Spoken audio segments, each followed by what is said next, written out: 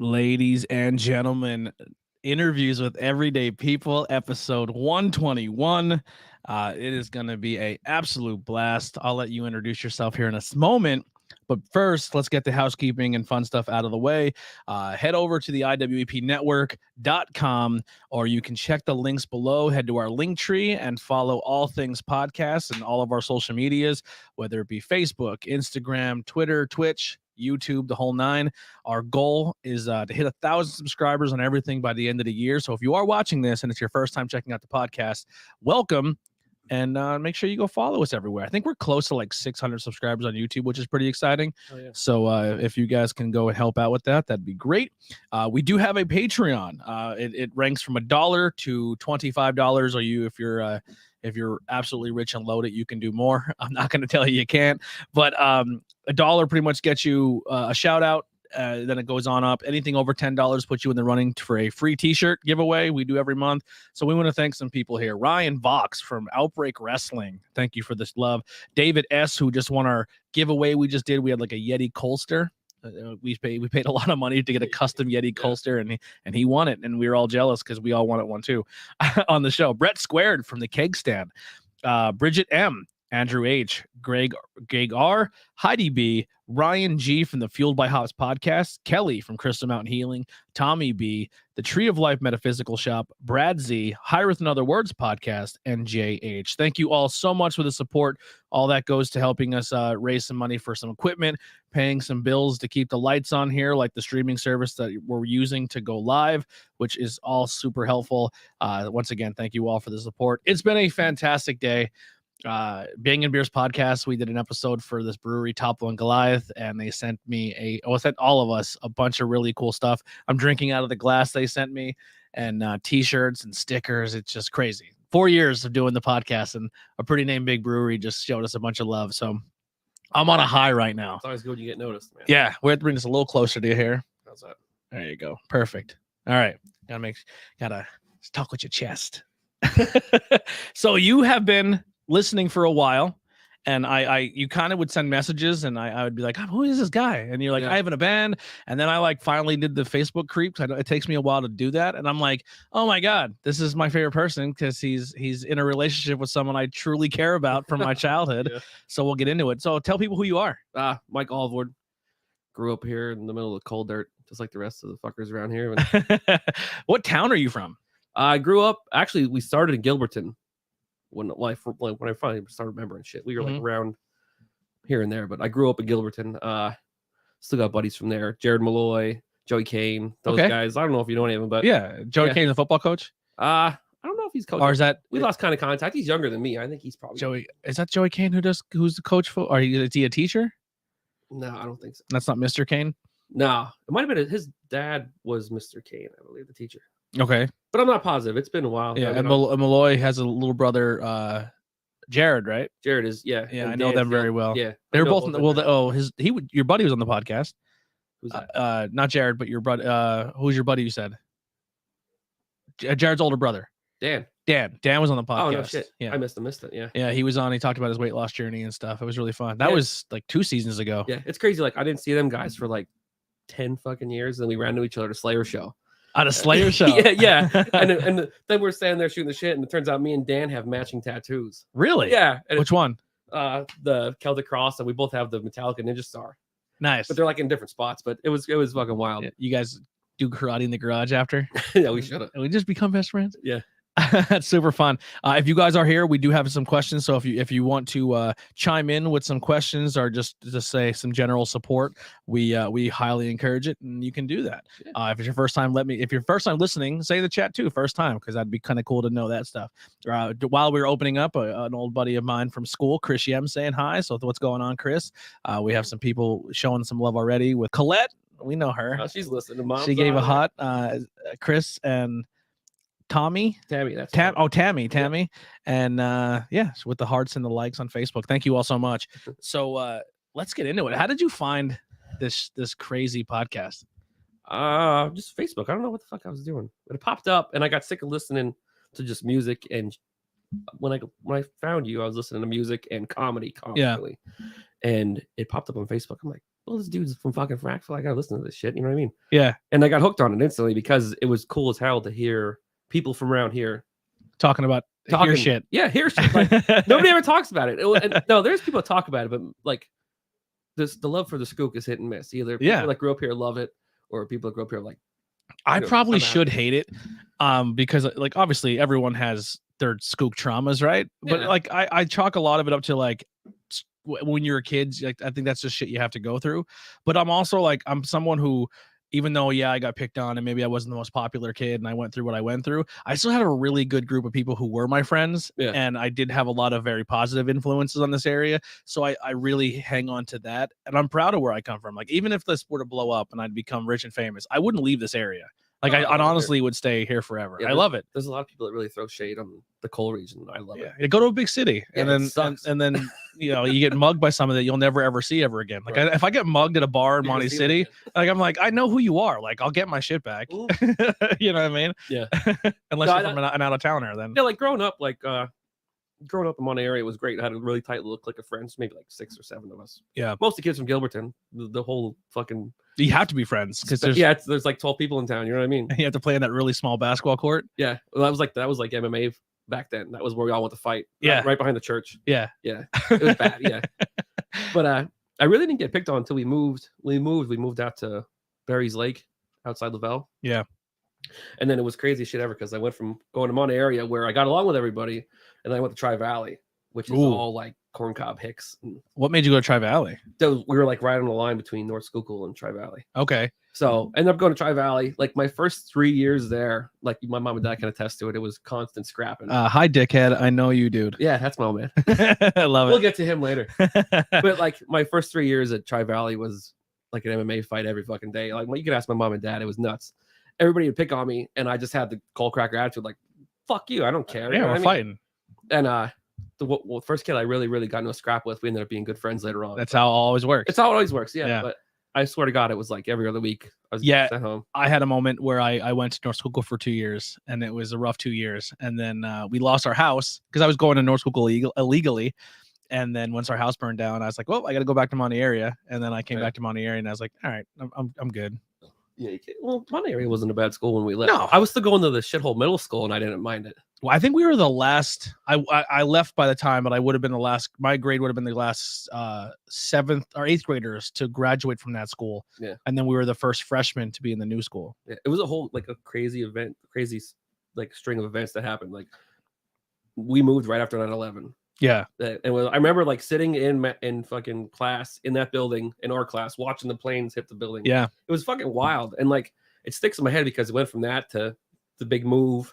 Because we moved from Gilberton like out in the sticks. My mom and dad's house is beautiful. I live right in the lake, out in the middle of nowhere. It's great. So you graduated Tri Valley then? Yeah, like 200 kids or some shit like that. It wasn't nothing. Yeah. Monty area like graduating 76. Yeah, it's tiny. Yeah, I remember I was in history class at North Schuylkill talking about Pearl Harbor, and the teacher literally said people who were alive for that can tell you exactly what they were doing the day that happened. Yeah, and the other teacher opened the door and says, 2 planes just hit the World Trade Center. No, a plane just hit the World Trade Center. Yeah, and we turned the TV on, and then the second plane hit, and he looked at it, he goes, "This is Pearl Harbor. This is our second Pearl Harbor." Yeah. And we're like, wow, that was spooky. Yeah, the teacher turned it on TV like instantly. Yeah, like I can't remember her name. She was a really nice lady though. I can't remember her name. It's I think Dave Chappelle said the joke the best. He's like, growing up, like when the Challenger exploded, they like told all the kids go home. Yeah, because it was the most traumatic thing they seen on TV. And then we seen 9/11, and they're like, "Do we send them home?" Yeah. And now every day is 9/11 to kids. They're like, "Fucking chaos." They're like, I bet you they don't even wheel it. Like when Columbine happened, they're like, "We need to send all the kids home." Yeah. And then like Columbine happened 100 times since then, and they're just like, "Yeah, just go to the next class." Yeah. It's terrifying. I know. It's like it's a fucking mess. Yeah, it's scary. It's insane that's. Like there's fire drills, there's evacuation drills, and then we got into the bomb threats, which were like, who cares? That's never gonna happen. Yeah. And now they're doing like active shooter drills, and it's like, yeah, that's not. And then there's like, I can't really say that it'll never happen. Yeah, well, it's scary. This is a little off topic, but I went through high school, graduated, went to secondary school at Triangle Tech down in Sunbury, ended up going through the whole program, graduated. Just pull it to a little closer to the. You want to kind of keep like a hang to. There you go. All Yeah, right. perfect. I don't want to like sit on it. No, you're good. You're good. But ended up going to Triangle Tech down in Sunbury. And after I graduated, I worked for a year and a half, 2 years, and they offered me a job down there teaching. So I took it. I'm like, fuck yeah, I'm gonna go teach where I went to tech school, college at. You know what I mean? And we were down there and we had active shooter training. And the 4th semester teacher there was a fucking Vietnam vet. And they're coming through and they have like the whole fucking blown out thing. They have a rifle or a handgun with blanks in it and shit. And I'm shooting them in the hallways. Yeah, it was wild. Like I don't know. That's a cool drill. That's I don't know if authentic as it gets. Yeah, I don't know if it like triggered his old ass or if he was just being a hard ass Vietnam vet. But he went like out in the hallway and tackled the dude with the fucking gun. Get a flashback. Yeah, it was me, 2 other teachers there, and the 3rd semester teacher, and we're just watching all this. I'm like, what the?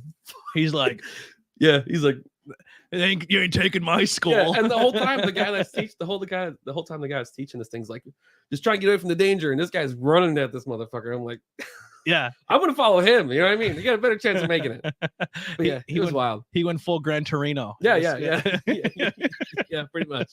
You ain't taking my history class. Yeah. We didn't have to worry about active shooter threats when we were in school. No, we definitely didn't. No, it was a different time. Don't what? Oh my Jesus, we're gonna get rid of that one. Yeah, my old man's wild. He'll have to get weeded out here. Yeah.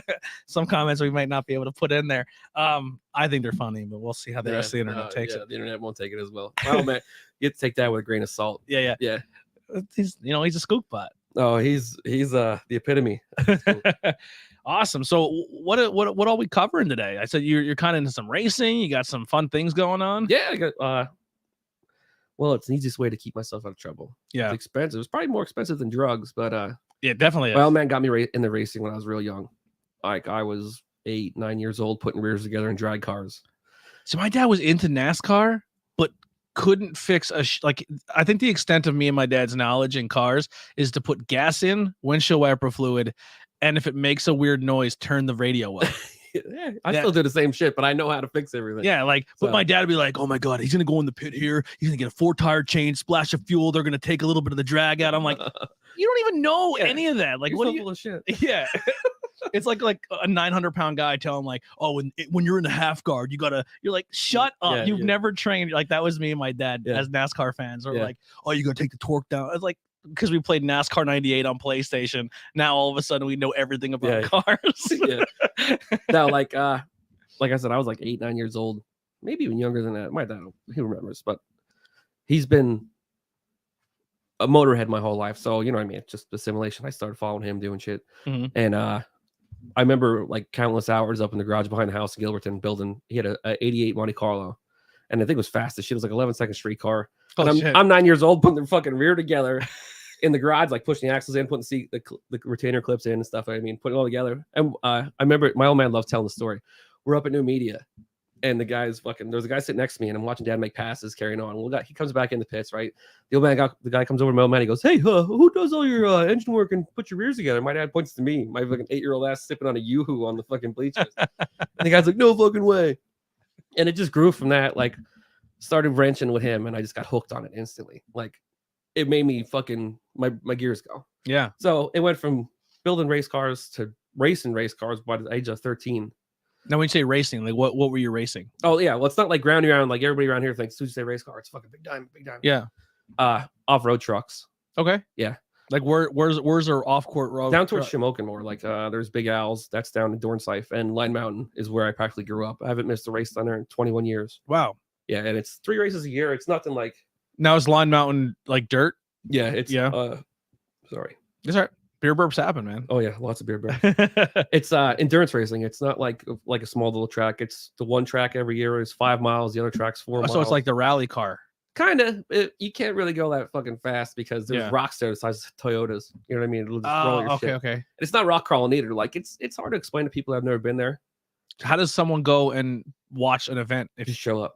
Yeah, but like you can only have to kind of pick a section of the track you're going to see, right? Yeah, you can't see the whole thing. Yeah. Well, the longest course to race all year is a 7-miler, which right now it's called the 7-miler because they've been calling it 7-miler since like 1970 or 71. Mm-hmm. We'll get into the whole racing, the whole track thing here in a couple minutes. Yeah, it's like 10.5 miles now, so you're not going to see the whole thing, but there's certain sections that most people hang out. Like my buddy Nate just bought a whole hunk of land down there that part of the racetrack is on, and they built a fucking bar in the middle of the racetrack. So all right. Well, and I want to come to a race. So I just want to, and we'll do this. Woo! Oh, that's you. It's more than woo. It gets out of hand. Like every NASCAR race, the first 8 laps, someone's sitting there and every time their driver goes by, they put their beer up and they stand up and they go do it again. And then by like lap 50, they're just like, I'm just going to get blackout drunk. Yeah, that's I'm over it. Yeah. But he built like the perfect spot because it's one part of the track comes down and like makes a hairpin and then goes back up the mountain. And the other part is like a straightaway and it's like 20 feet apart. So he built the bar right in the middle. And it's like, it's cool, but then again, it's also not cool because I go through there and I see all my buddies and I got to be an asshole. You know what I mean? I got to fucking mash it and drive through like a dick. So like kick rocks at them. No, not even that. But the last race we went through there and like every lap, I just lay into it and take off fucking hauling ass. Yeah. And almost eat shit, like almost take a tree off. You got to act like an idiot in front of your buddies. Absolutely. Yeah. But yeah, like I said, 21 years, this will be my 22nd year going down there. That's awesome. And it's something like, another thing, like people always talk shit. There's nothing to do around here. Blah, blah, blah, blah. There is. You got to look for it. You got to look for it. Yeah. Yeah. I didn't realize how, like, I didn't know these tracks as you just told me. I only know but Big Diamond and what's the street racing? New Media. Outside. And then the sprint, like where it's just drag. Is that New Media? Is that New Media also? Yeah. No, there's another one where it's like actually like an oval track, but it's all concrete. I don't know. I'm not sure. I haven't heard of it. I'm not sure that one is. I met Richard Petty there when I was a kid. I don't remember, but I think that's the one where Kelly's people, her husband and stuff, race. Who's on Truth Behind Illusion? Okay. Because her husband and their whole family are racers too. Yeah. And it's just like, oh, that's kind of cool. Like they're probably coming on the podcast soon. So I went from like a monster truck champion to a truck racer to, and it's just like, oh, these are all things that are in our area that people don't know about. Yeah. There's a lot of crazy shit goes on around here that it's just, I don't know what it is, but it's so. Now, can you race these in like the snow and stuff too, or just summer only? You can, like, it's summertime shit. But they used to have a race down there called the Goat Race. It was like in the middle of January. I feel like it'd be fun. It was racing awesome, in the snow. We did it like I did it on the 4-wheelers with my dad. I was probably still a teenager yet. Keep burping. You're good. You're good. Yeah, like it's been a while since I've been down there during the wintertime, but all summer long, it's like the 7 miler is like the mecca of off-road around here. Now, is this like a season? There's points. There's like champions. Yeah, like they just started the points thing maybe 5 years ago. What's the highest you ever got? Last 2 seasons I actually finished top 10 in points. Nice. 8th and 7th last. Now, this kind of thing, obviously, like just to kind of simulate with like NASCAR, like you have something wrong, you take it to the garage, you fix it, and maybe you'll get back in. Oh, it's all about being able to fix your shit because until you've been there and seen it, it's hard to explain to people like how fucking rough this place is. Yeah. It's just like, I don't know, you ever been up on the Gordon Mountain, up your gravel pits? Yeah. Well, not like in the off-road, but yeah. So like it's the nastiest section of up there in the Gordon Mountain is the smoothest section down there. There's just shit that is just, it's like, why you go through there? It's just designed to destroy your shit. It's not even, it's just nature. You're just going through it, but it's been there for 50 years now. We just celebrated our 50th anniversary last year. That's crazy. And it's another thing, like, I like to talk about more about the club and stuff, but the track itself is just chaos. You can't explain it to anybody unless they've been around it. I loved when I would go to Black Diamond, I had an aunt and uncle who raced there, and it would just be like normal cars, like Dodge Neons that they would just kind of make like dirt tracks. Yeah. And the guy would be leading he would have everyone lapped like by 6 laps, and then he would just blow a tire and he's done. Yeah, it's over. Yeah. Your race is done. No, down there, I was like, it's crazy. Yeah. Like the track, you could be the best driver, but the track will break your car. And as long as if the tow truck touches you, you're done for the race. Yeah. And like these races are so exciting because anything can happen. Yeah. Like my aunt won a race because everyone else around her wrecked. Oh, no. And then the one person who was like leading the race, like wrecked. And I don't think she knew. So she was just in her zone doing her race. Doing her thing. And then they're like, yo, you won. Like, no shit. Yeah. Yeah, it was awesome. Yeah. I've been, like I said, I've been racing since I'm 13. I won my first Your race. dad said it's like riding a big wheel down steps. Yeah, pretty much. Yeah. I love that. Yeah. That's the best analogy. Best analogy I've ever heard. It's pretty rough. I actually, he'll get pissed off that I'm telling everybody this, but not last year, the year before, I actually took him he went as co-pilot with me, and after a lap, he got out. He's like, I'm done. Yeah, because like, well, he's 53, I'm 30. It's hard on your body. It's really hard. Like I'm 30, and I'm like, I get out of the truck, I'm like, fuck, like stretching and carrying on, and we made a whole lap. And like the last 3 years, I've really got into my own as a racer. Like I've been around there enough times now. I can know where I can go fast, and you know what I mean. I know where I can push myself and where I got to back it up. So when he was with me, the first lap we're going, and like we're maybe a quarter mile in, and he started calling me a crazy motherfucker. He's like, "Get back around the finish line. Let me out of this cocksucking thing. I'm fucking done. You're an asshole." Yada yada yada. And he's carrying on, and we got back down to the start finish line is on a big long drag strip. And he got out, and immediately, because everybody down there knows my dad. My dad's like a fucking superhero down there. Everybody know he's like a cartoon character. Everybody knows who he is. He's a personality. Yeah, yeah. If you met my dad, you meet him once, you'd understand so much for life. Yeah. My old man he's a bad mamma jamma. And as soon as he got out of the truck down there, everybody in the drag strip's busting his balls. "Oh, you fucking pussy!" Blah, blah, blah. Yeah. And right away he goes, "You want to fucking go?" And everybody just shut up. Yeah. I took off, came back around, ended up finishing second place after he got out. I'm like, you could have won. I don't blame him for it because it was like a 10-minute deficit. Have you ever had a first place there? Just not there. Yeah, 13 years on I started off on the 4-wheeler down there, and I was 16 or 15. I don't remember what it was. I think we broke the rules the first year I raced because really? You have to be 16 to race, but it happens. The best I've finished down there is second place so far. That's awesome. And it's just like you putting the effort in here, I'm putting the effort in there, and it's 3 races a year, so it's not like I'm. You know what I mean? 10 races deep a summer. It's you fucking learn a little bit every time and keep building and building. It's honestly like doing wrestling commentary. So like if I were to just stick with one company, like if I only did like let's say PPW, they run 12 shows a year. Just recently a show just got canceled. That probably won't get rebooked. So now I'm down to 11. So in 12 months, I have 11 shows or 12 shows to get good at commentary. And then it's like, well, I can go work this place on another weekend and get the next rep in, or I can go here and get it's all about those reps. It's about getting that time in and getting your practicing. Yeah. And you don't nobody knows how to do all this. So when you think like, oh, I've been here for 15 years, but if you only have 3 times a year you're racing it, it takes a long time. It takes a long time. Yeah. And the track probably always changes. There's things that are it's different variables. Yeah. It's tough. Yeah. But second place is the best I ever did. My mom just said I went to school with his dad. Oh, yeah, a lot of people did. There you go. I think more people know my dad than most people. I probably went to school with your dad because, fun fact, I was with my mom her senior year. No shit. Yeah, she was pregnant with me. No, he probably wasn't there. He dropped in 9th grade. Oh. Yeah, but he still makes more money than 95% of people. I love it. So.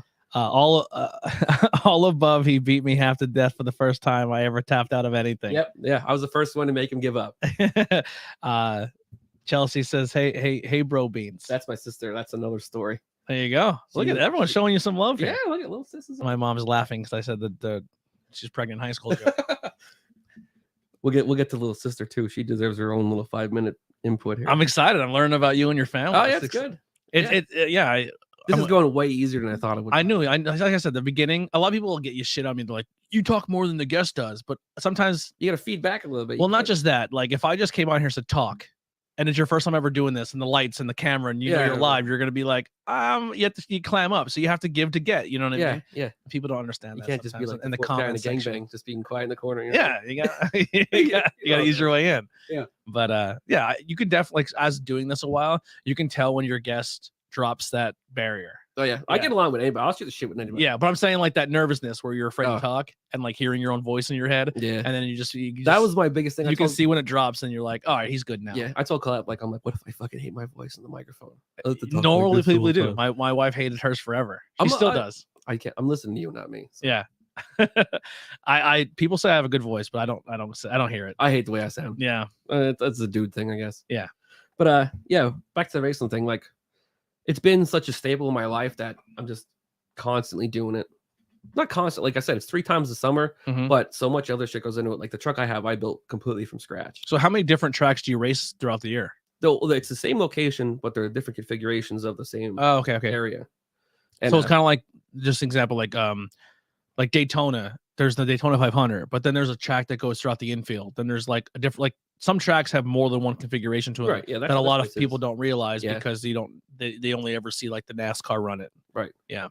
But yeah, like Light Mountain has been. It's more than just a racetrack too, because I have friends down there that have met their wives there.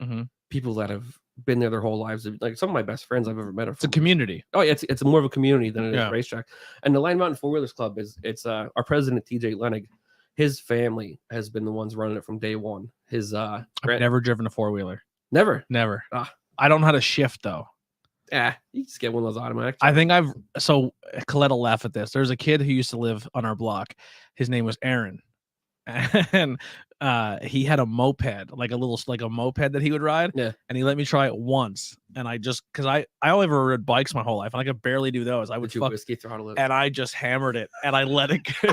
And it went up and it hit someone's car and I just ran. Like, I'm out. And I left his moped there. It, yeah. Actually, I tried twice. This first time I hit a house, the second time I hit Ellie Blair's house. Like I just ran into her house. I'm like, I'm never doing this again. Hit and run.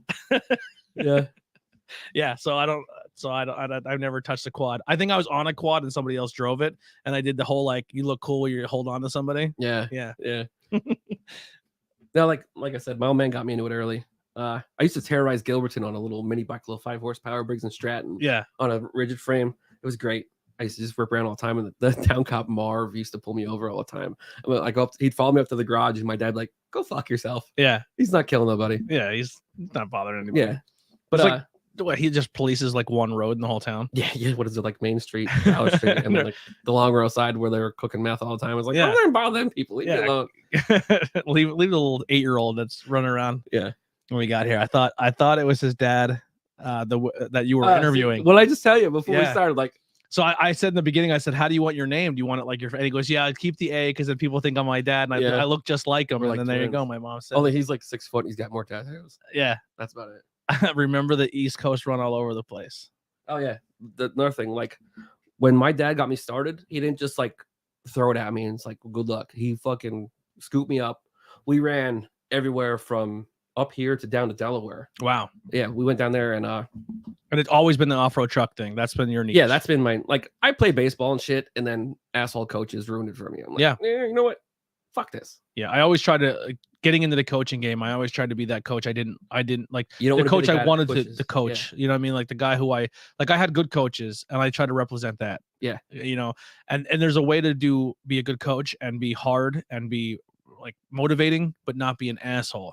Like one of my bucket list interviews that to this day I still want to do is Mickey Holland. I felt like he toted that line where he was hard but his team respected him. Yeah. But he was good at what he did. Yeah, there's a fine line between coaching kids and then trying to relive your childhood. Yeah, vicariously through children you're teaching. And 90% of the people I've ever coached with are just like, I'm coaching because my kid's on the team. Yeah, and I want to make one kid and the kid at superstar, and the rest I can care less about. Yeah, and then I am trying to make the other 10 kids have a good time, even though they all know the entire game plan is give the ball to one person. Yeah, and it's been that way from youth all the way up. Like, that's like organized sports really put a bad taste in my mouth at a young age because of shit like that. Yeah, it's tough, especially in the coal region area. It's all politics. Oh yeah, it's nuts. Yeah, and like back to what I was saying, like my dad, he just like it was. All I have is a younger sister, but me and dad always clicked, and mom and sis always clicked. So it was like me and dad did our own thing. But he got me into racing. Like he asked me when I was 13 years old, "Hey, you want to race the truck?" I'm like, I guess, yeah. What's am I gonna do besides fucking break my kneecap playing football? Yeah, and I never got into it because like when I was younger, I was a scrawny motherfucker. I was like maybe like 110 pounds soaking wet, and like the wind blew wrong, I was on my ass. I think when I graduated high school, I was 135 pounds. Yeah, I might have been 120. Yeah. But he put me in that truck, and my first race, I remember the guy I was getting to talk about Line Mountain, the guy that started Line Mountain, was down there racing with me. So I'm 13, and at the time he was maybe 60 something. But just running the laps around my dumb ass, like passing me, and I'm fucking up and running into shit and carrying on. But it's learning thing. My dad let me learn, not necessarily the hard way, but the right way. When you're doing something, you're going to learn it by physically doing it hands-on more than to be told about it. So 13 years old, I can't barely reach the goddamn gas pedal and the brake pedal, but I'm down there fucking racing with dudes twice my age. Yeah. 3 times my age. Is this timed racing, or is there multiple cars on the track at once where you make passes and stuff? Good question. When I first started, when I was 13, I was racing short course, which is maybe 10 trucks at a time, and whoever gets there to checkered flag first wins. So 10 cars line up. Yep. 2 lines of 2 or whatever. Banging bumpers and fucking carrying on. Yeah. The other place, Line Mountain, that's timed. Okay, so best time wins. Yeah, and you can't down there. If they started us 5 at a shot, I'd fucking love every minute of it, but I wouldn't make it near as far as I do now because it'd be a fucking head game. Yeah, but he started me off down there. I got my feet wet, and then 16 rolled around. In order, like I raced East Coast 4-Wheel Drive Association. That's been around for fucking since the early 60s, I think. That's like here forever. And there was more tracks involved there because when I first started, it was one track. I go down there and it was like a big horseshoe race there. That was it. Well, when I finally got my feet wet, started rolling into it, got my driver's license, then it was time to fucking go race not big boy style, but go race. So I got my driver's license. We built a new truck. Group of people my dad knew forever from down by Allentown got together with us because my learning curve involved a lot of rollovers and wrecking and destroying shit. So is it scary when you roll over? My first time, I wasn't really scared until like the next day. Yeah, because then it didn't set in until like the next day. I'm like, holy fuck, that was wild. Yeah, because my first rollover wasn't just like necessarily like you're out wheeling with your buddies and the Jeep falls up. I was doing like 60 and barrel rolled and cartwheeled and fucked myself up pretty good. Now, when you're in that situation, you're like, what is it like? What are things that you're taught to do? Like, for example, like you hang on to the wheel because you don't want arms or anything. You try and like that's the only thing you really can do is just hang the fuck on and wait for the ride to be over because you go from pilot to passenger. Yeah. Until the dirt stops flying and shit stops going from dirt to sky, you are officially not in control. You're in God. Jesus took the wheel. Yeah. So you're waiting for the shit show to be over. That's like, and anybody else is like, oh, you gotta do this, this, and this, and this. There's nothing you can do except to wait for it to be done and hope you don't poop yourself and get made fun of. The best thing I've ever seen on the internet in the last 3 years is there's a video of Travis Pastrana just completely eating shit in a fucking rally car, and it's just like it's this violent ass crash, and it's like they're mid roll and they're talking to each other like, "You okay, dude?" He's like, "Yeah, I'm good," and they fucking still rolling through there, and they finally stop. He goes, holy fuck, that was wild. Travis Pastrana's nuts. Oh, dude. I have one claim to fame with Travis Pastrana, and I never met the guy, and I wish hopefully one day I do. But I went to a Crowbot concert, and I was with some people, and we got kicked out like second show in, like second song in a Steel Panther. Oh, nice. And my buddy goes, "Don't feel bad. Travis Pastrana and his crew got kicked out the show before you." And I go, nailed it. Yeah. You know what I mean? I wasn't being the reason we got kicked out. Yeah. But it happened. Yeah, it's a lot of fun. Yeah, it wasn't until afterwards I was like, holy shit, like I just scrambled my eggs. You know what I mean? But I learned a lot from, you know what I mean? I learned the hard way. And my Uncle Steve, my dad's older brother, he'll tell me the same shit. He'll say it the same way. Like, if there's any way to learn how not to do something, it's by fucking up. Yeah. You know what I mean? And me and my dad my dad's been a motorhead his whole life, and it's just contagious to me. So I've been doing the same shit. And the easiest way to learn how to not do something is by messing it up hardcore. Yep. It's the best way. Even on a job. Like, even with life. Fuck up once or twice. Yeah. You can't keep your kid from, getting a bruise or a bump on his head. You got to let them jump down the stairs a couple times. Oh, dude, my kids are bad shit. Oh, you send me Snapchats all the time. I crack up all the time. All screaming as they run down the hallway. Just bad shit, just wide open. But back to I'm gonna try and wrap up this stuff about the race. And take your time. Well, real quick, if you are still watching this and you're watching it on Facebook or YouTube or anything, hit that share button. Put it out on your timeline so more people know about this podcast and we get more eyes and ears on it. If there's someone that you think, man, they would be a good story to come sit down and talk to as well, tag them. Yeah, I'm always looking for more people to talk to. Unfortunately, it's a good thing, but I'm booked till July now. So every Monday from now till July, we're going to have content unless something crazy happens and we have to reschedule. But definitely word of mouth is what's making this podcast grow, because I'm not paying Facebook to promote me. So anything with a share, a like, letting people know this exists truly helps. So if we can do that, that'd be awesome. And if you're one of my people, this guy deserves the shares. He puts that effort in. He's not. I appreciate that. Yeah. Really? I'll send you some stickers home. It's all good. Yeah, actually, it's funny. The podcast has been like because you put banging beers on your racing truck, right? Yeah. And then there's a guy who goes to PPW shows who took our Tornado Tag sticker and put it on his car. There you go. You spread the shit around. I was like, I'm on 2 race cars. This is pretty cool. Yeah, can't beat that. Podcast in 4 years, and I'm on race cars. This is nuts. See, my biggest downfall is I've got ADD. So I'll talk about one thing. Me I'm too. like, oh yeah. Same thing. I call them side quests, like in a video game. You take it.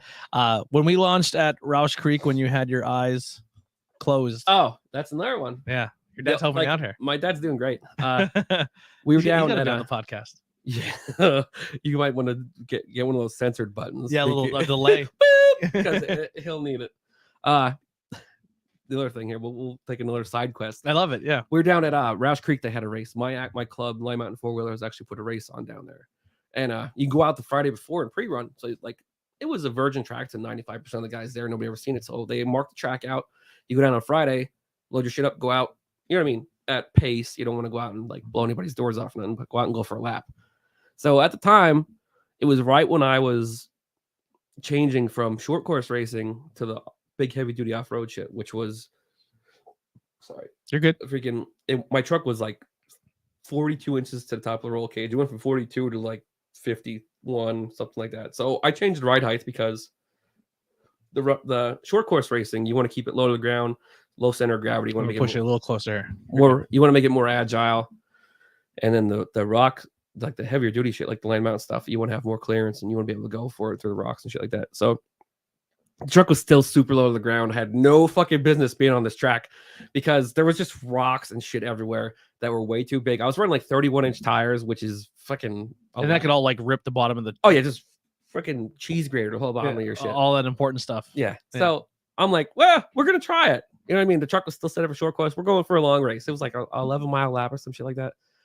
We go down there. My old man jumps in with me for fucking pre-run on Friday. He's like, let's go for it. I'm like, okay. So we're bopping around, you know what I mean? Bottoming out on some rocks here and there and bashing some shit. And then there's this one straightaway where the inner kid in me just took over. It's like, fucking go, you pussy. Your dad's in the pasture, so you can't be a bitch. You know what I mean? You gotta impress him. Yeah. So and at the time it had a pretty righteous, like a 3D3 stroker in it, which was like maybe in the neighborhood of 600 horsepower.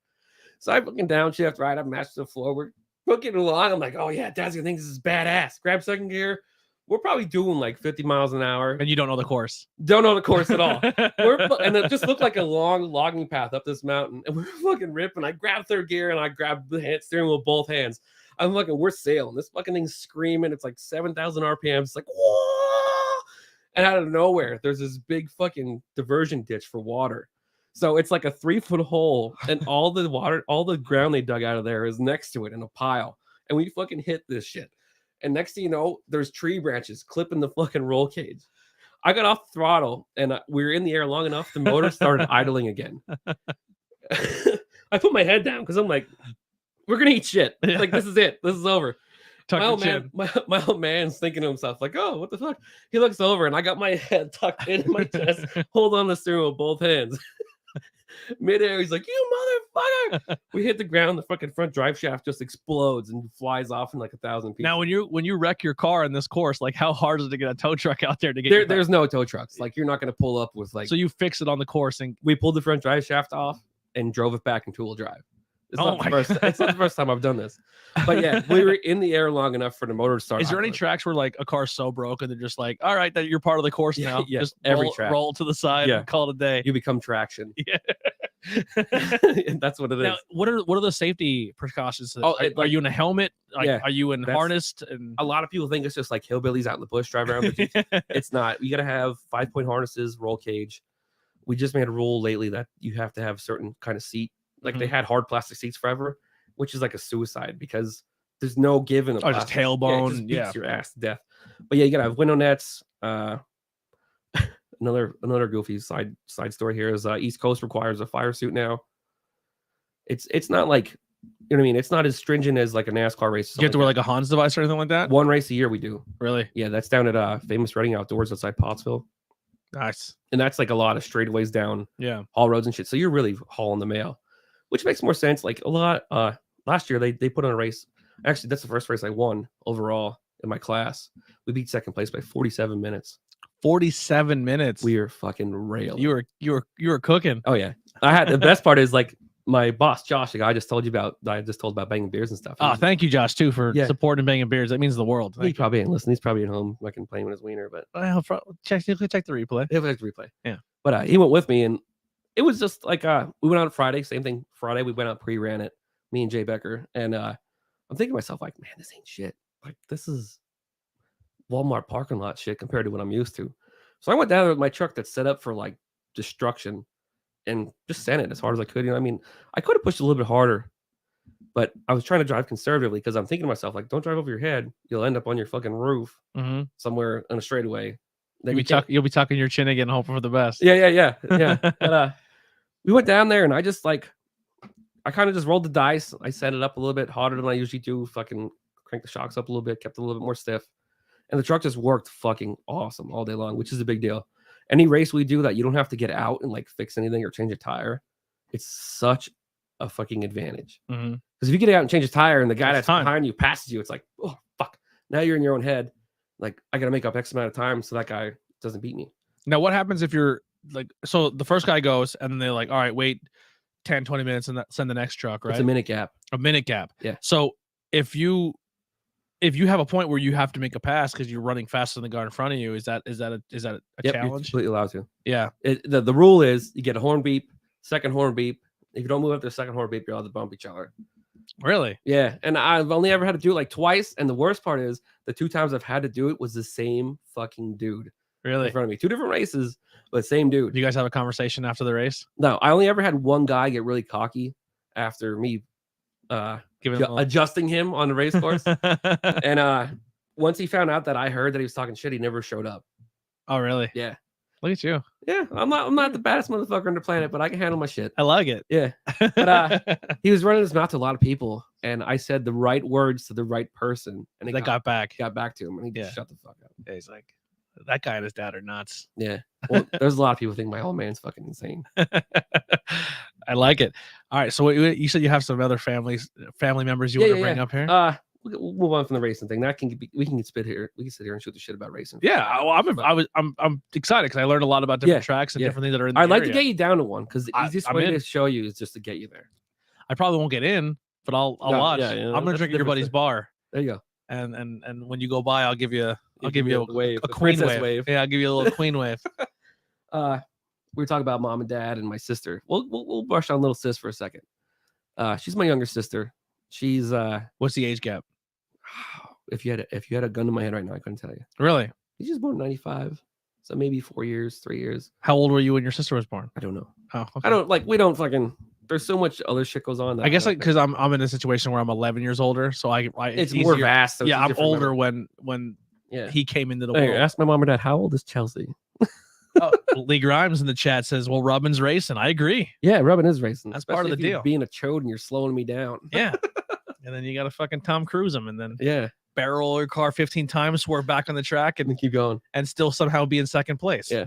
But fucking bullshit movie. That's why I like Talladega Nights more. Yeah, Talladega Nights is way better than Days of Thunder. Oh, it's so good. Talladega Nights is great.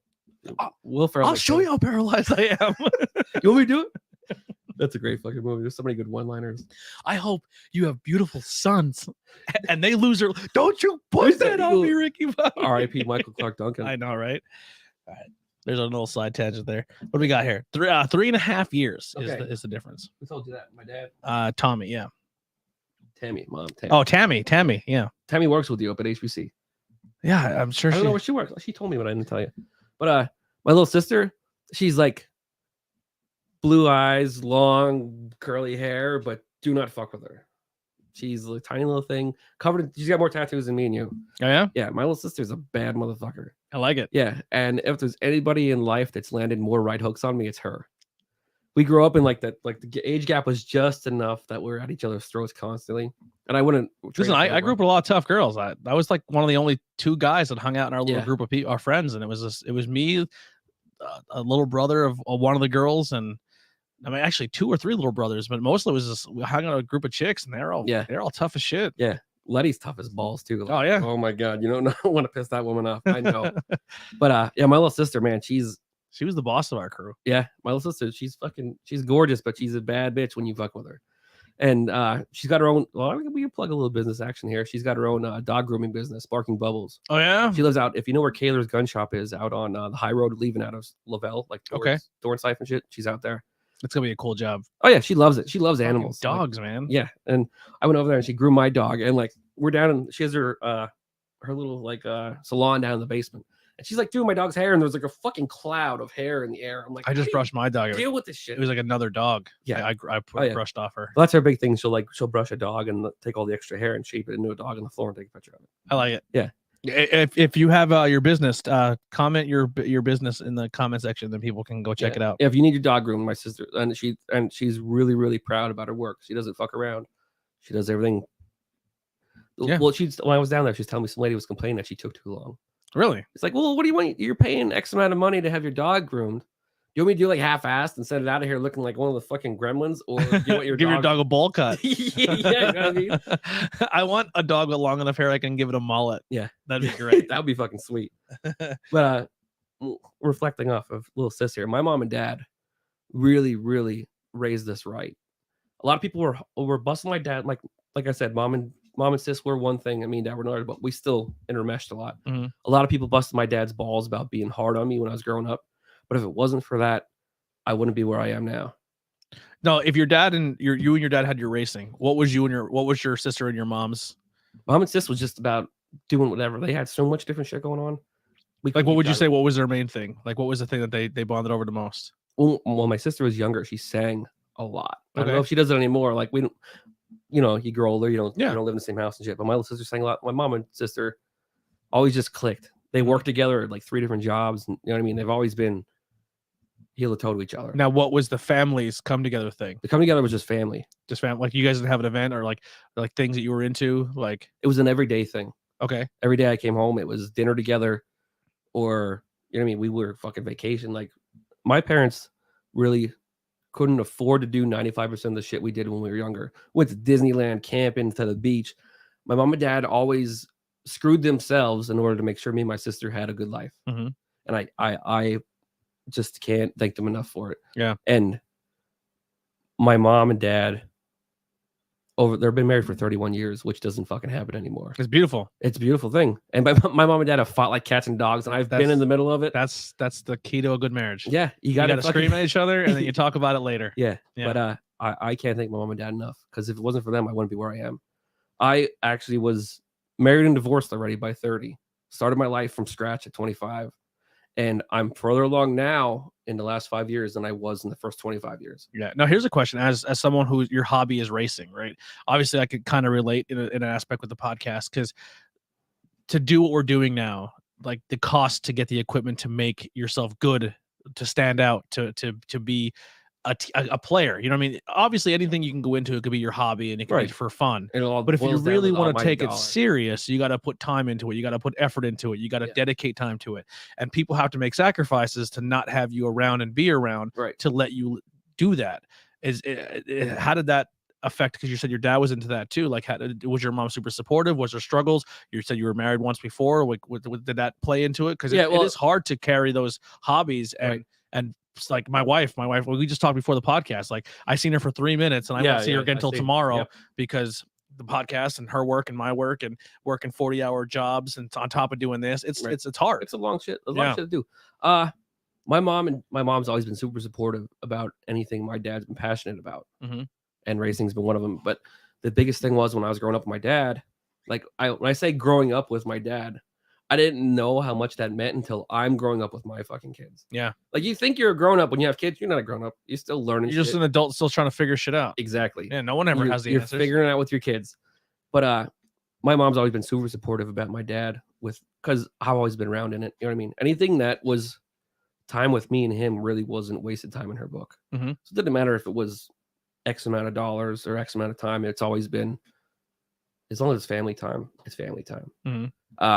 My previous marriage fell apart from shit that has nothing to do with racing. The other party involved will fucking tell you till they're blue in the face that that's exactly what it was. And they said it was because of your time away from that, and there was, I don't want to throw shade on anybody. No, this isn't a bashing thing. Right. But when people are, I'm just trying to kind of shed light on like how it takes up a lot of time, and it does, and your partner has to be, and it's not always the woman giving up or anything. Like, if Colette had a passion, we're like, yo, do what you do. Like, dude, anything that woman decides to do, I am fucking 100% behind her. Yeah, 2 handfuls of ass cheeks, because she's got a great ass. I fucking follow that woman anywhere. Yeah. My favorite thing about Colette is she's driven. Being in a relationship with a woman, there's so many different things that could affect it. As long as there's 3 or 4 certain things that are really concrete, you could really get through anything. Yeah. You know what I mean? I'm sure with Heidi, like Colette, and now it's different because my truck's built.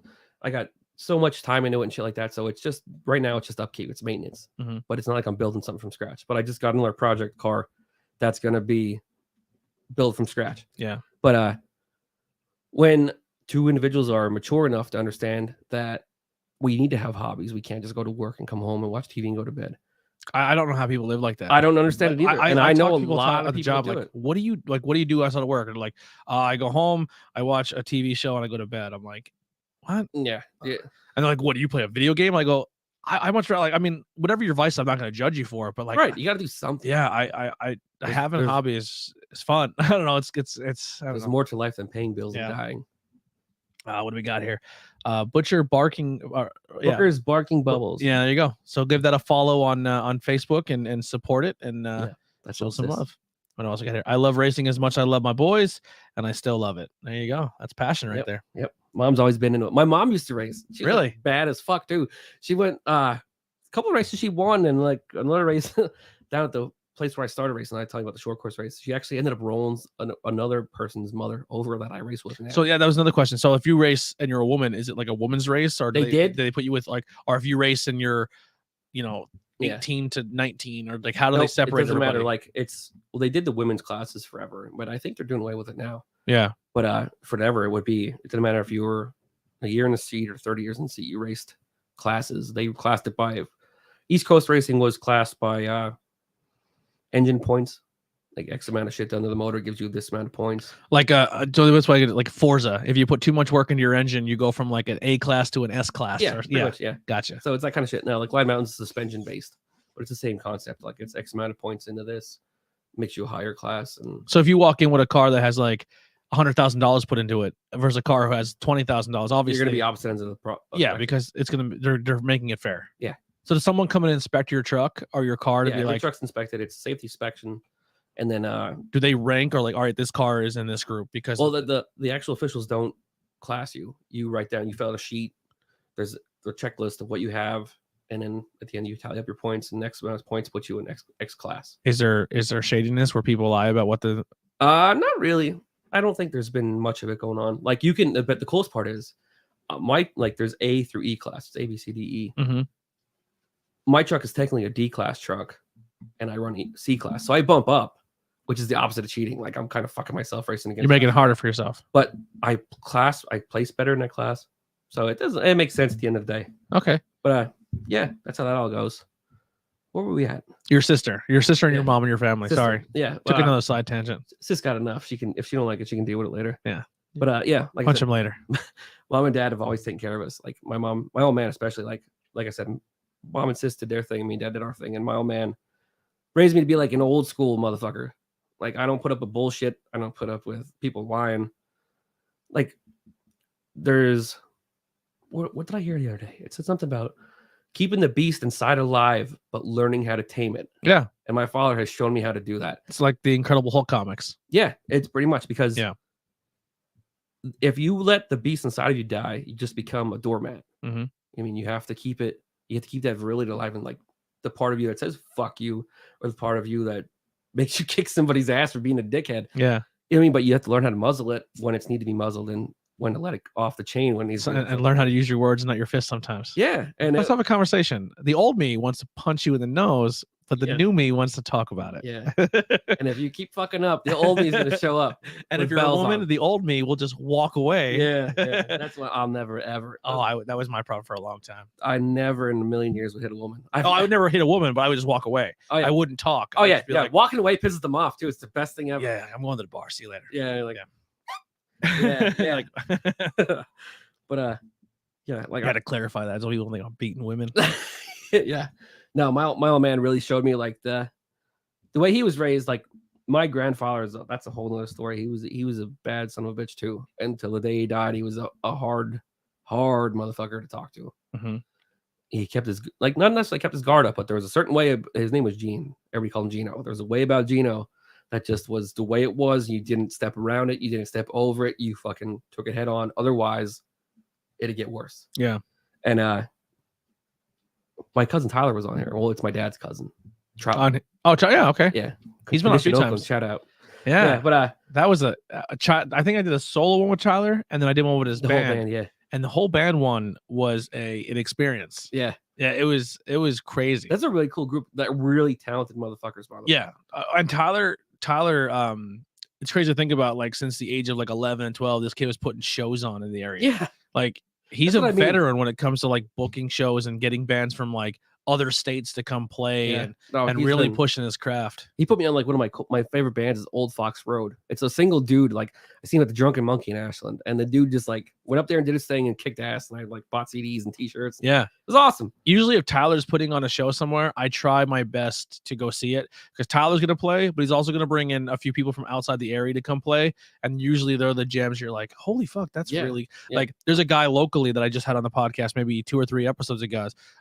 Tim England and Bob Ellis. He's Beelzebub and the Screaming Demons. Okay. And I seen him at a show that was put together by Tyler and Tim, and I like fell in love with this guy. I'm like, I fucking love this dude. And I was like, for almost 2 or 3 years, I'm like, can you record something so I can listen to it on my own time? And he just put out his first like recorded single thing, like single out his album, and I was like, thank God, now I can listen to you more often. Yeah, and Eddie Collins recorded it, which makes it even cooler because Eddie played some bass and kind of put some bass in there for him because he's just a guitar and harmonica. Yeah, and singing. It was really cool. Yeah, like he's super talented. Like, and we're just enough age group that we didn't really like hang out a lot. Yeah, we had like joint birthday parties, but he's so much better at everything than I am. Yeah, and it's fucking good. And we can't really do that, but yeah, I'll entertain the crowd while you go do it. I'll be right back. Okay. Yeah. So if you are in the chat, now's your time to shine. If you have any questions or anything you want to bring up, upstairs to the right. Beers happen, and sometimes people have to pee, and this is a live show, so I will hold the fort down. But if you are in the chat, thank you once again so much for hanging out and participating. We do have merchandise and T-shirts and a Patreon that you can do. If you can't monetarily support, I completely understand. Times are tough. We're in a pandemic, but you can also just always hit that share button and let people know that this podcast exists, and it helps out tremendously. Let's see what we got in the chat. I work with Bob's girlfriend, Ashlyn. He's great. So he was one of the first people that we got to record, and then after the show was over, we recorded in this studio, aka my kitchen. We recorded a couple of his songs, and we just put it on the Facebook page. So if you guys go and check out the video tabs on Facebook, you'll actually see 2 Bob songs that were recorded with all of my equipment, and I thought it came out pretty good. So yeah, to go check out Beelzebub and Tim's interview. I've interviewed a lot of cool people in the area. Just recently on this season, Bobby Mushron from Monty City from the Eminem Red Zone, John Seasock, who's a 2-time Monster Jam champion. Last episode was Joe Davis. He's a wrestling manager who used to do commentary for NASCAR and do a lot of different things for NASCAR. And he's a manager of wrestling and commentator. I get to work with him at PPW Entertainment, which is a good time. He has a really cool story of a weight loss journey and all that fun stuff. So we're always looking for different people, and it doesn't always have to be a business or a musician or anything. It's just people who have cool stories. So the door is always open for you to come hang out on the podcast and go. Look at that. I'm a fucking pro. You are. My teeth were starting to float, man. I had to go. Yeah. The only problem is I can't do that. So what do you want me to just stand here and make like fucking like yeah. Awesome. So where are we at here on your list? All right, we're getting down there. All right, we'll touch back on rebuilding my life at 25. Yeah, let's do that. That was kind of like, I'm not trying to be like crazy motivational speaker or anything, but there's a certain outlook I have on life, thanks to my mom and dad, that really kept me in gear to keep my shit together. Mm-hmm. When I was towards the end of like, I'm winded now because I ran up and down the steps like a fat bastard. It wasn't even that loud. Andy on our podcast, when he runs up and down the stairs, it sounds like elephants are going, and he's like 115 pounds. Yeah, no, I'm 200. I'm trying to be nimble. I didn't even hear you. You're like Beverly Hills Ninja. I could stab somebody and even know it. But yeah, like touching back on mom and dad. Yeah. They really gave me the tools to get through life. And if you can do that with your kids, it's a real big fucking deal, because I know a lot of kids don't have any kind of basis on how to deal with certain shit. And when I was married, towards the end of my marriage, like, I'm not trying to throw shade because it's over with. I know it's over with, but certain shit has to be explained in order to get a point across. The last like 2 years of my marriage, I was really fucking miserable. Thinking to myself, because I had a kid, thinking to myself, I need to make this work because I need to be here for my son and yada, yada, yada. my dad really instilled in me that stop being a miserable fuck and move on and get your shit together. Yeah, sometimes staying together for the kids is not the It's answer. not the best thing. And Yeah. and a lot of people I think will disagree with that because they're raised like, especially someone coming from a broken home, I would assume they think they need to stay together to make shit better. There's points and times, and this is not throwing shade at my parents, but there were some rocky moments and some moments where I was like, I think it'd be easier if they were in two different locations than it Right. would be to be in the same household with them. Anybody that's been in a long relationship and says they haven't clashed is Yeah. bullshit. Yeah. Because I watched my parents soar and I've watched my parents down in the mud, but they're the strongest two people I know in my whole life. Yeah. But it took a long, brash conversation with my father to get me motivated to move on with my life and try and make things better. And I thank him for that every day. Like, I'm not a religious guy. I don't pray and shit like that. But every night before I go to bed, I think about all the good shit I have in life. And a good set of parents, a good woman, and good kids is what I got. Another cool thing I'm kind of getting, maybe you can confirm or deny here, but for even though your grandfather and your dad are tough, mentally tough, they're men, you know what I mean? Oh, yeah. But it's still very important as a man to be in touch with your feelings and your emotions and talk about them. That's because right, a lot of problems come when men just bury it and bury it and bury it. And it's like, it's okay sometimes for a dude to shed some tears. You got to sometimes. And it's okay to say I love you to another man. You're not not gay. You're not. It. Yeah. Yeah, exactly. It's needed. Yeah. It's needed. Sometimes being the hard ass all the time takes a toll on you. And if there's anybody that knows how much being a hard ass takes a toll on him, it's my dad. Yeah. Yeah. And it took till he was in his, like, even now he's still he's a rock. Mhm. My old man it's hard to get him to bleed. But it took getting with Colette. Like, I praise that woman every day. She's on a pedestal in my life. She's just like, it was a breath of fresh air. We ran into each other at just a fucking weird crossroads in our lives. Where did you meet? Check this out. I know her dad. I worked with her dad since I'm 18. Her dad, I don't have a lot of experiences with him, but the ones I do, he was a fucking goofball. Oh, her old man is one of the funniest. Yeah, bitches it's funny because, like, I kind of assimilate to Robbie, right? So if you look at Robbie across the bar, or you look at her dad, you're like, that guy will kill me with his bare hands. Yeah, but he's the funniest motherfucker. And he's a fucking goofball. He'll do anything to get a laugh out of somebody. It's a good thing his heart is bigger than his balls. Yeah. There'd be a stack of bodies somewhere. Exactly. Because if you ever got like near Rob Sr. and he grabbed the whole of you, he's like one of the strongest fucking humans. He looks like Captain Caveman. I remember when we were kids. He had a big, huge beard. Yeah. And I believe long hair. Yeah. Well, he's got hair here. Yeah. But not up here no more. But I just remember, like, and even her mom was just like she was funny. Yeah. This is kind of one of something that sticks out of me in my childhood very strongly. Is one of the first times I ever went to like a haunted hayride type experience. And it was cold, and we all piled into a car, probably super against the law because there's more kids than seatbelts. Yeah. But that's how we rolled. Because I mean, the Blashocks alone took up 4 seats, or three or four seats. Maggie, And Robbie, and Letty, and then there was always like her cousin would always come. Yeah. What's her name? Tiffany, and then her brother Aaron. Yes. And then we had like me, and then the other kids from like a shitload of people. Yeah, the station wagon where you're facing out the back window. Yeah, everyone fought for that seat. Yeah. But we went to a haunted hayride, and to be, I don't know if it was to be funny or just because she didn't care what other people thought. Her mom wore a wig, a giant wig. I hear, like, I didn't really get to meet her mom that much. Yeah, I've heard stories about her wig phase. Yeah, and it's so much. And I was like, "Is your mom wearing a wig?" And she's like, "Yes, I am." And like, even when they would have like get-togethers or hang out at their house, like her parents were just so like let's have fun. They were just fucking awesome people. There'd be like I said, I started working with Robbie when I was 18, and I can't thank that man enough either. He taught me how to make a living. Yeah, I was in the labor's union with him. Klett says he still is. I guess he's still like a goofball. Oh, her man, it never stops. And then real men cry. You only do it in front of certain people. Yeah, absolutely. That's what we're getting, Pop. Yep. But yeah, her old man, there'd be days I came home from work sore as fuck, not from working, but from laughing my ass off. Her dad is just a fucking pinata full of laughter. Yeah. It never ends. And even when he's pissed off, he's still comical. Like, I've seen him legitimately pissed off twice in 20 years. And once was at me. Because we were up in Hazleton. Long story short, we were up in Hazleton doing gas work. It's the end of the day. I mean, the other labor, we're like in our early 20s or some shit. And we start dicking around, grab ass and horsing around. And he's got a truck, goes, knock it the fuck off. And it was like 4 short words that were so loud and so fucking vicious. I'm like, You felt like you're 11 years old yeah, again. like this big. You know what I mean? Like, all right, I'm gonna get the shovel. I'm gonna finish doing what I was supposed to be doing, and we're gonna get the fuck out of here. High five? Can I get a high five so I know you're not gonna kill me? Can you hug me so I don't die?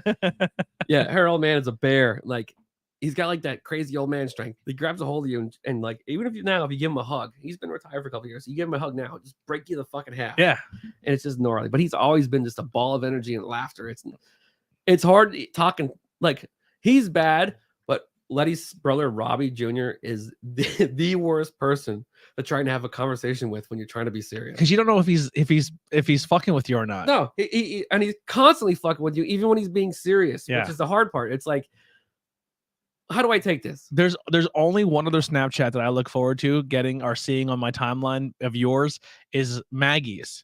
Because when Maggie takes Snapchats of Robbie fucking with her kids, it's the funniest. Yeah, he just like great. Tortures that, like, and they're like best buds. Like her oldest and him are like Kason loves Robbie. are addicted to each other, and he just messes with them. Yeah, it's my favorite. Yeah, and they're so talented. Maggie and when they play together and they go out and he does the keyboard and she plays the ukulele and sings, it's magic. Yeah, and Robbie just fucks off. I don't know. He's so piano. And if you met him on the street, like, there's no way. And when I seen him for the first time ever, like since we were kids, and I'm like, dude, you're fucking good at keyboard. He doesn't believe you when you tell him. No. He thinks he's the shittiest keyboard player. And he's an idiot for thinking that. You're dumb, Robbie. You're really good at what you do. He's not on Facebook. He's off the grid. I know. He'll hear it eventually. He'll hear it. I'll show it to him. I'll make him watch. Like, you're fucking good. Please keep making music with your sister because you're very, very talented. Like, there's a lot of people who are getting booked to do like gigs in bars and stuff. I'm not saying they're terrible, but there's better people. But they would be fantastic. Yeah.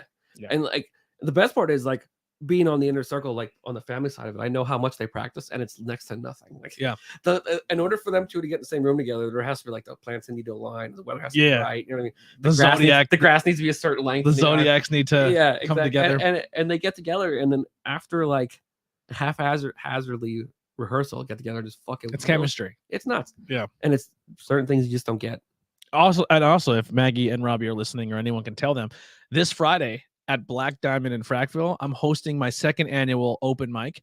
So anyone who's a musician, comedian, anything, come to Black Diamond at 8:00 this Friday and play some music. There you go. Even you, if you're not working. I can play guitar, but I can't sing and play at the same time, so it's kind of shitty. Just hum. Yeah, I can't even hum. If I start doing anything other than paying attention when I'm doing it, go brain dead. Well, come hang out. Yeah. Hey, we'll see. But all of the Blashocks are talented in some way. Yeah. Like, Maggie can also draw and shit, and like it's nuts. Colette can juggle, which blows my mind. I don't know how the fuck she does it, and she's also like talented in so many other ways. It's like the perfect combination of human to make funny, talented people, and they're all good looking. Like, if I was gay, I'd probably bang Robbie. He's handsome. He's a handsome son of a bitch. He's got nice hair. His hair's like down here now.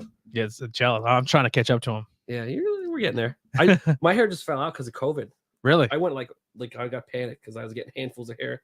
But I'm like on biotin and all kinds of vitamin D and shit. So there you go. Back. You're getting back. Yeah. I'm never cutting it again. Never? You write it down now and I'll sign it. I cut it and then I was like, I should have never done that.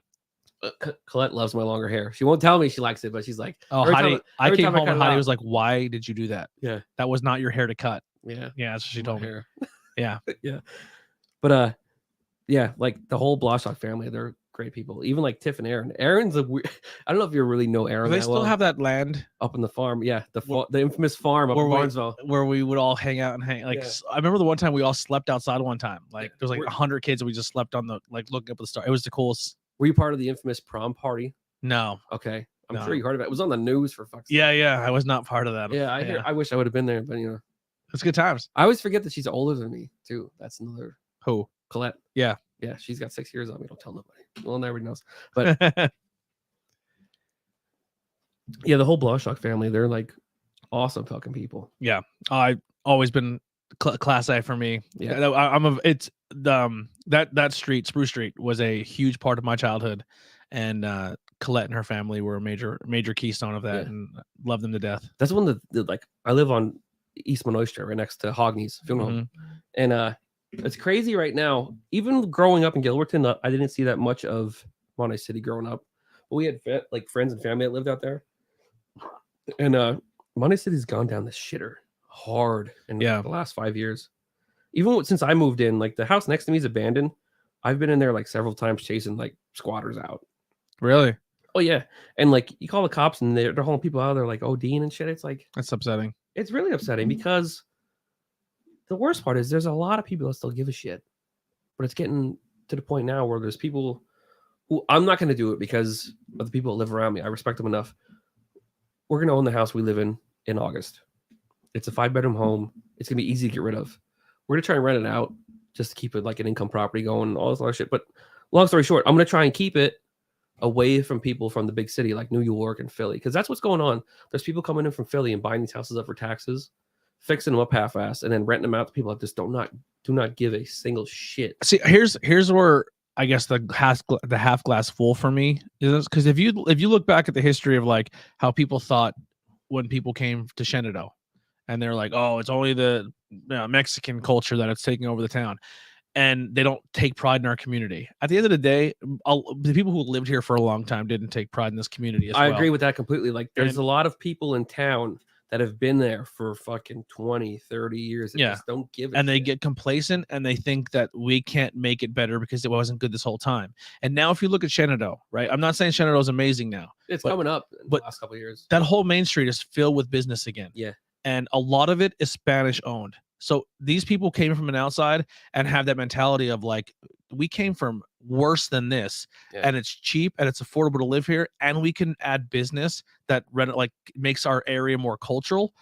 I feel like Monty City can do that as well. And I think the outsiders who come in eventually will get to the point where it's like, I can go back to a city and pay $100,000 in taxes every year, or I can be proud of where I am now and build it. And I think it will happen over time. And they're like, I don't know, there's I'm sure you heard of all. But the community has to get behind them as well. Exactly. Yeah. And there's a hard thing with it in Monty City right now. I don't know if you heard about the shootings at the hookah bar on Main Street. That really put a sour taste in a lot of people's mouth. Yeah. And understandably, you know what I mean? You can't have that kind of shit going on in such a small town. But I mean, I'm not saying we've never had shootings before from local people either. Right. You know, I mean, right. I just think when people see outside, because you have to realize too, like my group of friends that I grew up with in town for a long, long time, Monty City, were the outsiders. And they were not only outsiders, but they were people of color. And no matter what they did for the first 6 months they were here, they were deemed as criminals and bad, and they were terrible for the community. And there's a huge, and they weren't. Yeah, there's and they thing in this area about that. And they felt really, really unwelcomed, and they didn't take pride in it because they felt like they weren't welcomed into the community. Right. And it took them a very long time for them to become welcomed. And then when they did, by that time they left. Yeah. So if more people would be more open, like, hey, welcome to the community, and treat them like they would treat somebody else on the street, or help, or like, oh, I'm not shoveling my, like, do what we do best in the Skook and look out for each other, and do that for the outsiders too. And I think they'll turn around and have more pride of being here, because a lot of times outsiders come and they get treated like shit, and then they don't put pride back in because they're not getting respect when they first get here. Exactly. You know, when you go to a different place and you're alienated, it doesn't give you really any ambition to be. Yeah, like why would I give a shit about, like, because most people come from a city and they're, let's be fair, they're not white, and they're like, and they feel they're being discriminated against because their color, and maybe they're not, maybe they are. It's up to you to decide. But then a lot of them are like, why would I come here and make this racist ass town even better? Yeah. And I'm not saying that that's how my friends felt, but there was point in times where they did feel like that sometimes. Yeah. Where like we went to a high school basketball game and the cops followed us home. I've been going to high school basketball games since I'm a kid, and I've never been followed home by the police. But the second I go with 5 black guys, I get followed home by the police. Yeah, or I've never been kicked out of a high school, out of St. Canikus basketball court or the high school basketball court, but I've been kicked out 6 times because we were past curfew. It was 7:30 at night. Yeah. But there's 100 kids at the Cocoa Hut partying and drunk underage. Yep. And we're getting chased out of a basketball court. Yeah. So like there has to be give and take on both sides. The people coming in have to take pride, and the people who are here have to welcome those people and treat them like they belong there. You have to give everybody at least one chance. Absolutely. Yeah. And my biggest thing in Monty City is, like, when I worked in labor union, I worked in Nazareth, Allentown, Bethlehem, Fogelsville. Like, all those areas are a lot more ethnically different than around here. Mm-hmm. So, and it was inevitable that I worked with Mexican or like Spanish people. It's fun to learn about. It's cultures. Great, dude. Some of the most fun I ever had on the job site was, he's not on Facebook, but Eric Evans. He's like 23 years old, lives in the middle of Bethlehem, and he's as dark as this beer bottle. But the dude is a hardworking motherfucker. He's funny. He's intelligent. Mm-hmm. He's kind. He's courteous. There's a huge stigma around here about anybody other than Polacks, Irish people, and Dutch people. Absolutely. It's And I try to explain to people too that, and I'm not saying this is right, but you have to look at this this way too.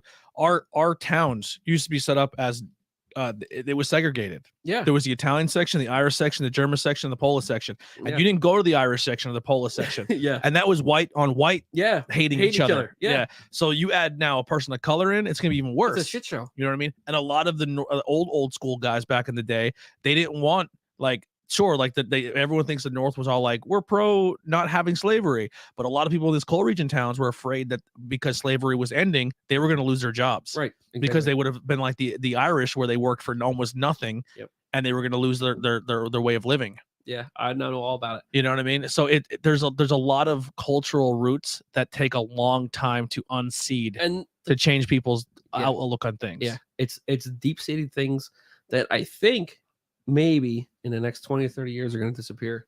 I hope so. There's enough people that are like-minded like you and I mm-hmm. that look past skin tone and shit like that. Yeah. My biggest thing in Monday City is out of all the people in town that are being assholes or destroying shit, are fucking drunk, doing drugs, carrying on, there's a large percentage, which I'm going to say is more than 70, that are whiter than me and you. Absolutely. There is a shitload. You don't think Monty City had drugs in it when we were growing up? Like, you know what I mean? Like, there's an extreme amount of white people that are the quote unquote scumbags mm-hmm. that don't give a fuck. Listen, about Monty City was not Beverly Hills before people of color got there. Yeah, and like you know, yeah, and it's that's where like my opinion on this will differ among my not inner circle of friends, but people I talk to all the time. Yeah, because I worked in the city. I worked with people of color, people of different ethnicities, and mm-hmm. I see how they're good people. You know what I mean? They're not. It's not. I'm not trying to fucking. You know what I mean? Be a martyr for anybody, but no, I just think more people need to sit down and have conversations. Yeah, and learn about each other. Talked instead of just going in with a fucking preassumed. What's the word I'm looking for here? Like a preconceived notion that person's a scumbag or a dickhead because they're from a different part of the world. Yeah, it doesn't even necessarily mean their skin tone. Like if they look at a certain person from fucking out in California mm-hmm. as their like fucking liberal left. I have neighbors right now who moved here, and we had a conversation. They're from Reading, and they're like, "We absolutely love it here because I know I can send my kids to school, or my kids can play out front here, and I don't have to worry about violent or crime or anything like that." Dude, I worked in the center city of Reading where there was shootings and stabbings every day. Mm-hmm. Those people would love to have some of these shithole houses in when you take away and you make people low income, and then there's no business in cities, and there's nothing to strive for, there's nothing to live for, and then you're poor. Yeah, that's where crime stirs up from. It has nothing to do with your skin tone. It all comes from anger and angst. Absolutely, that's all it is. Yeah. How much crime do you see in rich gated communities? None. Because they don't have problems. Everybody's relaxed. Because everyone fucking makes money. Yeah, exactly. Yeah. That's a whole nother political discussion, I guess. But yeah, we're getting there. Yeah. What else can we talk about? Music around here. Music around here is fucking insane. Music scene is fantastic in this area. And up until like 2 years ago, I think it was very, very click oriented. Sure. I think a lot of the older bands would even agree with that. Yeah. I think a lot of the older bands, it was like, well, it was very cutthroat, where some older bands were like, we're not helping others. I actually seen it once at a show. We're an older band, and there was a young band just coming up that was like, hey, like, so the younger bands in this area, which is super cool to think about, right? And if people don't understand what I mean by this, is when you set up on stage and there's more than one band playing at a time, normally the band shows up, they put all their equipment on stage, then they take all their equipment off the stage, and then the next person puts all their equipment on.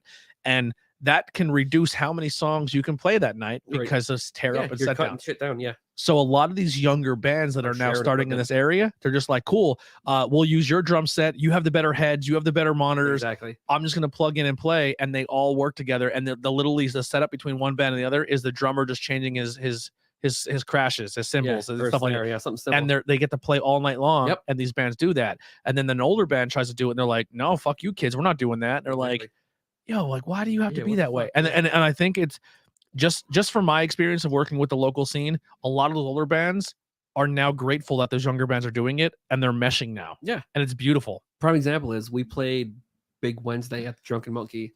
It was us, Churches and Trains, Mangles. Love that. Mangle. He's dude, that dude there Lyrics are great. Yeah, and as a person, from what I've heard and what I've listened. He's probably been on this podcast and on this network on multiple shows more times than anybody else. I've never met him, but I'd love to shake his hand because he's a very deep individual. Yeah, I love having. He's my favorite conversationalist. Oh yeah, I'll be like, dude, what are you doing next week? He's like, no, I'm like, you want a podcast? Just talk. Shoot the shit, yeah. And we just sit here and drink and talk. Carry on. Yeah, I love it. But it was us. It was Hawk, me, Mike Bunner, and Jay Becker. Them got Eric, Churches and Trains, and fucking Condition Oakland. And even if it wasn't like even if we're related, I called Tyler that night because Jay came over to my house. We were gonna load all the shit into a van, take it out there. Me and Jay were like, oh, let's do a 15-minute jam in quick, loosen up a little bit. We went downstairs. I fire up my fucking brand new Marshall DHL fucking 100 or DSL 100. I'm gonna bring you a little closer. Sorry. Yeah, sorry, I'm backing up. I fire up this fucking brand new amp that Colette just bought me last year. It was great. It was like my birthday present and Christmas present all in one. I fired up, carrying on. Next thing you know, it just fucking goes, boop, fired up. Nothing. I'm like, fuck. Yep. And like, of course, it happened the night we're playing a show. We played, like I told you, we played 2 shows in 10 years. Hawk's been together for 10 years as of last winter or this past winter. And we played 2 shows in 10 years. Are you original covers? Original music. Cool. We play covers here and there. Our biggest thing is Jay Becker. He won't play other people's music. I like that. I mean, I respect both. A lot of guys who only do original look down on cover bands, and I'm like, don't do that either. Don't gatekeep. We don't look at either way. You know who our hardest critic is? My dad. Yeah. He's like, if you guys fucking play this music, you'd kick ass at it. I'm like, tell Jay. Yeah. Do one cover. Yeah. And we played our first show. We covered like 30 seconds of a White Zombie song. That was as far as it's gotten. My favorite was Cyanide Sunrise. They would not do covers towards the end there. And Jay Bird would get on stage and goes, we're Slayer and we're from and he would just say a completely different town. And we're like, no, you're not. And he would just do it oh, you're paying attention. You know what I mean? Yeah. Cousin Dave, another animal. That guy's a psycho. Oh my God. He never stops. Yeah.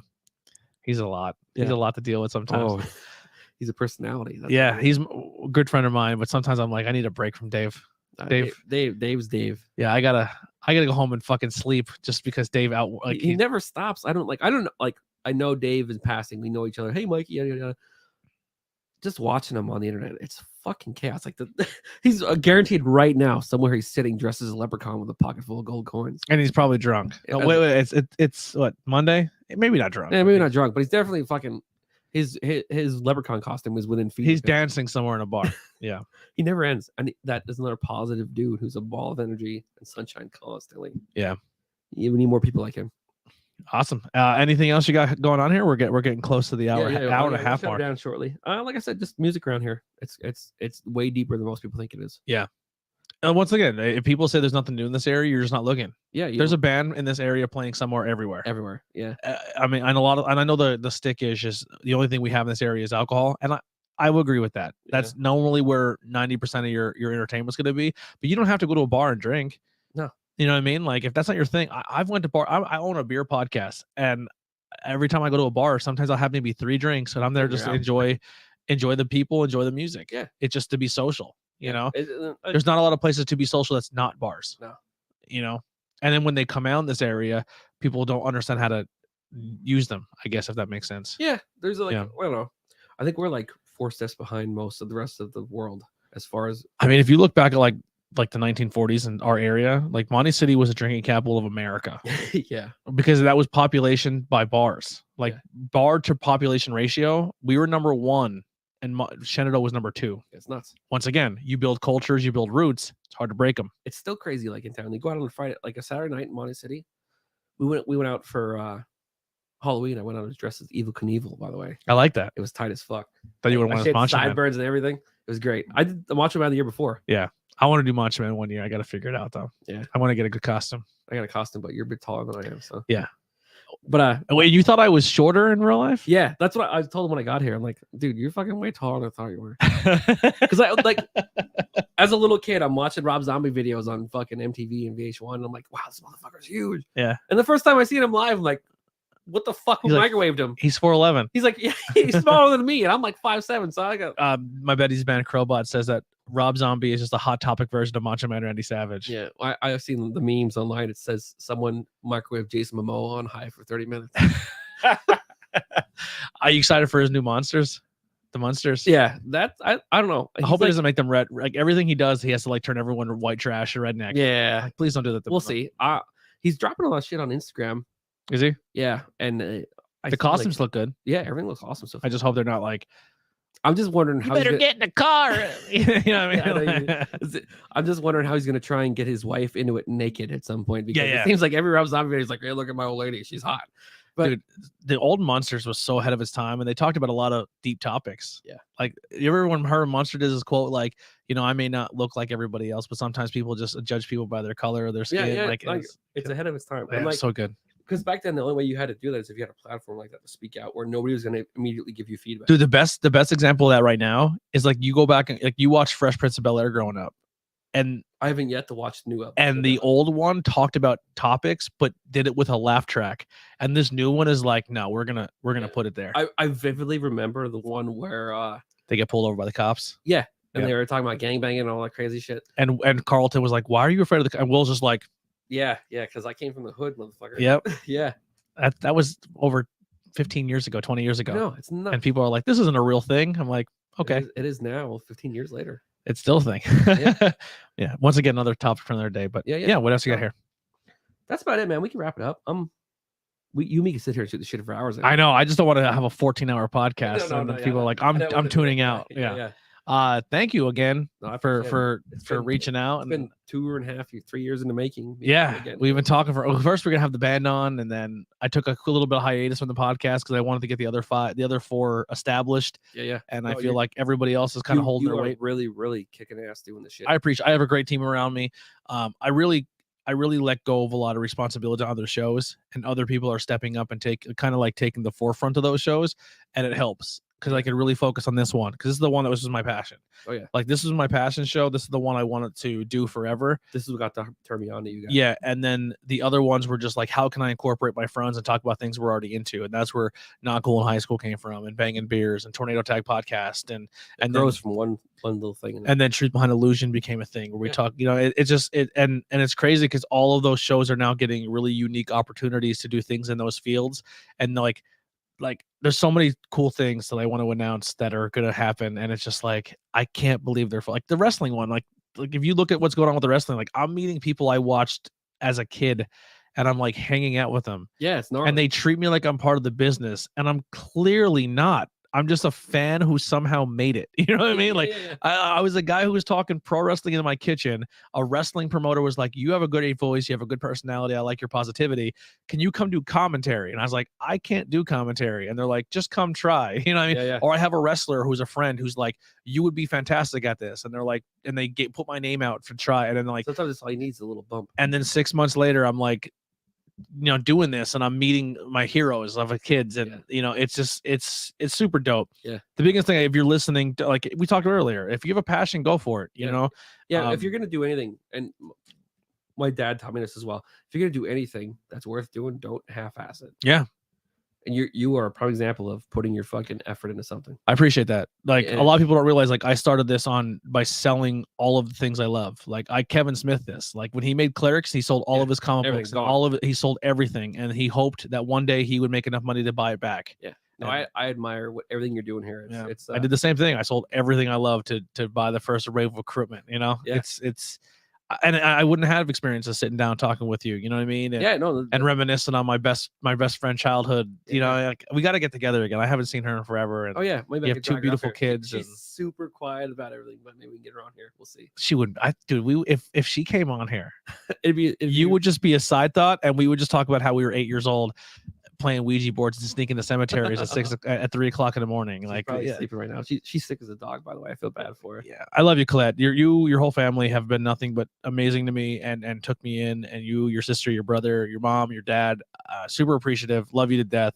SSG for life. Yeah. Yeah. She told me about it, and I forgot what the fuck we were doing. We were watching one of your podcasts, and she's like, "You gotta comment SSG or something." And I'm like, "Okay." And then I did it. And you're like, what the fuck? Yeah, it And blew you- my. And then that's when I researched you and then Yeah. realized who you were with, Yeah, because like not many people know what SSGI means. yeah. Yeah.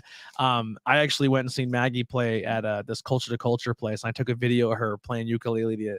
Her and Robbie playing "Better Now" by Post Malone, and I just like tagged SSGI to it. Oh, yeah. And only like 3 people know what that means, but it means something.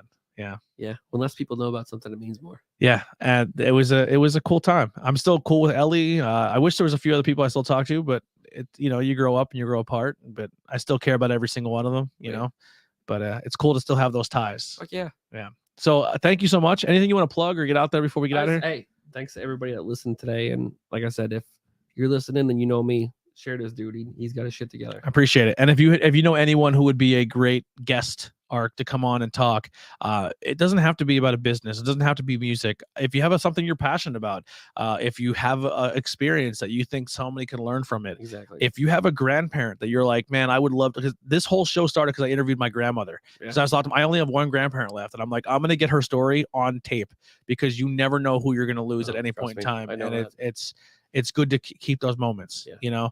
And if we can get my dad on here, I don't know if the general public can handle it, but well, maybe we'll tape that you'd one. love it. We'll tape that one, and then we can. Yeah, you can go back through and cut and paste. I've never edited it. Actually, that's a lie. I edited a Condition Oakland episode once. Anybody that knows my dad would be like, "Holy fuck, he's on the internet." Yeah, yeah, it's bad. I'm down if he wants to come talk. We'll do it. Oh, look at Colette's. We're gonna end this right here with "Love You Too, SSGI." Love that. Yeah, she's a home about babies. Yeah, your kids are amazing. I love how they just look like little Tarzans with their long hairs running around. The thing between me and Colette is they're not getting a haircut till they say I want a haircut. I like it. I watched the video like they were like they're taking the air, they're doing meat and they were putting the meat in the thing. Asher, yeah, he's like he's 3 years old, he's vacuum packing meat. Vacuum packing, yeah, he's like, oh yeah, push the button. I'm like, yeah, push the button. You're treating your kids like not adults, but you're like letting them experience things. A lot of parents are like, don't do that. Yeah, the best way to learn shit, and that's almost like how Colette's parents were like, no, you're not going to learn until you do it. And I think you two together are like very similar, and the way you were raised and the way you go about things, and I think your kids are going to be fucking dope. Yeah, she's doing like Lane's not her son. It's from my previous marriage, but she takes him right under her wing, and he's learning the same way the other two are. Yeah, same with Maggie. Like, and it's just their kids are going to be fantastic. Yeah. Maggie's daughters are gorgeous little girls. Like, I can't believe it. They make humans so pretty. Yeah. I mean, listen, they're both very pretty girls. Oh yeah, and Robbie's very gorgeous too. Robbie's a pretty man. He's a very pretty man. All right. All right. Hey, don't be afraid. There's your dad's quote for the way out. Thank you guys so much. Episode 121. Interviews with everyday people. Come and hang out with us next Monday. We'll be live once again. Not every Monday will be live. Just a quick thing, because some of them people want to meet in person, and I don't just. All right. I don't let everyone just come and sit at this table. I feel honored. You should. You should. No, but a lot of people don't get to come sit here only because, full disclosure, this is my home. Right. Yeah. And I think going into this season, I'm like, I have to be careful who I let know where my house is. You know what I mean? Because what if this eventually does become something, and then everyone's like, oh, cool, I know where this fucker lives. Yeah, you know what I mean? Yeah, I understand. So I do have a secondary location where I shot the Porcupine Pat, and a spot where I will be taking certain people to that location, and that's where we'll be filming a lot of podcasts. And when we film there, we can't go live just yet, and we'll test a couple out, because there is internet there, but the Cabana Entertainment Building. But so that'll be something in the future where not all of them may be live. We may edit it and put it out like on a Wednesday or something. But thank you guys so much. Interviews with everyday people. We're out of here. See you next time. See you later. Love y'all.